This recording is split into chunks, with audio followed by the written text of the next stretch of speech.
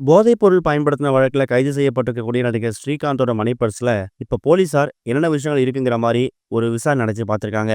நான் தப்பு பண்ணிட்டேன். போதைப் பொருள் வாங்கி நான் யார்கிட்டயுமே விக்கல அப்படிங்கிற மாதிரி தான் இப்ப நடிகர் ஸ்ரீகாந்த் வாக்குமூலம் கொடுத்திருக்காரு. கொக்கைன் அப்படின்னு சொல்லக்கூடிய ஒரு போதைப் பொருளை பயன்படுத்துறது, அப்புறம் வீட்டுல பதுக்கி வச்சது சம்பந்தமா ஸ்ரீகாந்த் கைது செய்யப்பட்டு புழல் சிறையில முதல் வகுப்பு அறையில அடைக்கப்பட்டிருக்காரு. போலீசார் கிட்ட ஸ்ரீகாந்த் கொடுத்த வாக்குமூலம் என்னன்னு கேட்டீங்கன்னா, என் சொந்த ஊர் ஆந்திர மாநிலம் திருப்பதி.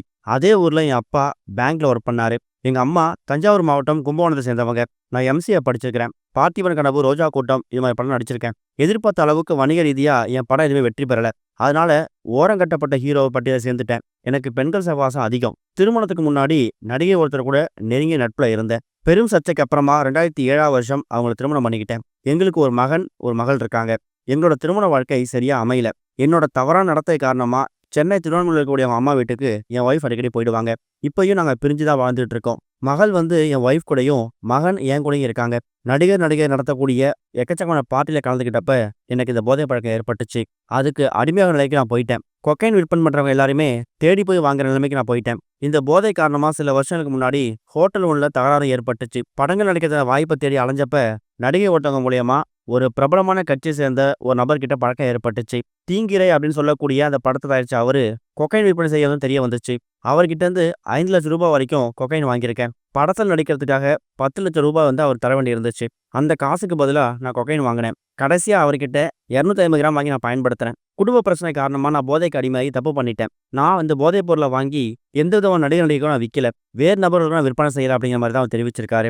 அது மட்டும் இல்லாம ஜட்ஜு கிட்ட கெஞ்சிருக்காராம். எக்மோர் கோர்ட்ல அவர் ஆஜர்படுத்தினப்ப ஸ்ரீகாந்த், நான் குடும்ப பிரச்சனை காரணமா தான் பயன்படுத்திட்டேன். என் மகனுக்கு உடல்நிலை சரியில்லை. எனக்கு ஜாமீன் வழங்கணும் அப்படிங்கிற மாதிரி கெஞ்சிருக்காரு. அதுக்கப்புறம் போதைப் பொருள் பயன்படுத்துறதால கண்டிப்பா ஜாமீன் வழங்க முடியாது அப்படிங்கிறதுக்காக இந்த வழக்கு விசாரிக்கூடிய நீதிமன்றம் மட்டும்தான் ஜாமீன் வாங்க முடியும் அப்படிங்கிற மாதிரியும் நீதிமன்ற காவல் வைக்கப்பட்டிருக்காரு. இந்த நிலையில ஸ்ரீகாந்தை கைது பண்ணி சிறையில் அடைக்கிறதுக்கு முன்னாடி அவர்கிட்ட கூட எல்லா பொருட்களையும் பறிமுதல் செஞ்சிருக்காங்க. குறிப்பா அவர் பயன்படுத்தின செல்போன், அவர் யூஸ் பண்ணக்கூடிய அந்த மணி பர்ஸ் இது எல்லாத்தையும் பறிமுதல் செஞ்சு அதை சோதனை பண்ணி பார்த்திருக்காங்க. அவரோட மணி பர்ஸ்ல சந்தேகப்படும்படியாத வச்சிருக்காரா, போதைப் பொருட்கள் எதுவும் இருந்திருக்கா, வேற எதுவும் நம்பர் எதுவும் கிடைக்குமா, ஏதாவது விசிட்டிங் கார்டு கிடைக்குமாங்கிற கோணத்துல விசாரணை நடத்தி பார்த்திருக்காங்க. ஆனா அப்படி எதுவுமே கிடைக்கல. அவரோட மணி பர்ஸ்ல அவரோட ஃபேமிலி போட்டோ மட்டும்தான் இருந்திருக்கு. இருந்தாலும் சிறையில் அடைக்கப்படக்கூடிய காரணமா அவரோட மணி பர்ஸையும் மொபைல் போனையும் ஹேண்ட் ஓவர் பண்ணி அவர் இப்ப புழல் சிறையில முதல் வகுப்பு அறையில் அடைக்கப்பட்டிருக்காரு. ஜூலை 7ஆம் தேதி வரைக்கும் அவர் அங்கதான் இருக்க போறாரு.